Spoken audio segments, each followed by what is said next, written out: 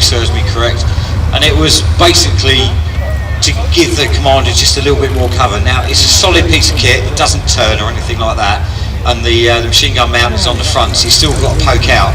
So this is the in-between, so this is probably a Mark 1, Mark 3 or something, dash 3. What mark is your ferret? 59, Mark 1 2. Yeah, it's a Mark 1 2, there you go. So they do develop them, but sometimes it takes a little bit of time. Well, there we go. Right, so the Saladin.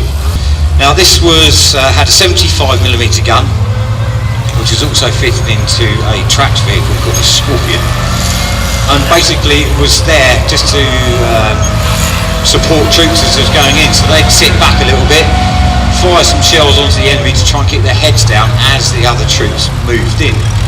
Now 6-wheel drive, 4-wheel steer. Quite a nice bit of kit, but it's got a similar problem to the Ferret. It's got the same gearbox range. So rather than it being a normal gear change, as Michelle said, it's a pre-select. So you're actually putting it in gear before you put the foot on the clutch, which does take a little bit of getting used to. Now also, did you tell them about the steering wheel? What about it being upside down? Yes. Yes, I did. It has an upside down steering wheel. It took me a long time to get used to it. It took you a long time as well. But there you go. So we have a business of ferrets in the arena. That's very cool. Every one of those axles moves independently as it's going over a lump, which means it's got to be so much smoother than any of the other wheeled armour that's around. Change up to 5th gear going backwards.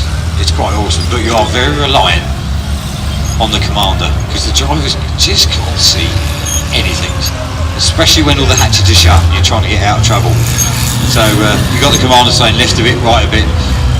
Now it's always been a fact in the army that if you're being if the tank hits a building or something like that, it's all down to the person outside directing him and not the driver. So you can kind of get away with murder if you don't like the person. Look at those wheels, brilliant. You'd like that as well.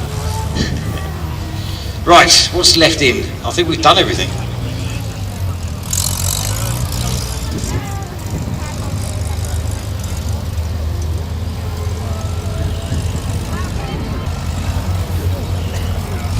The last few ferrets coming round and making their exit.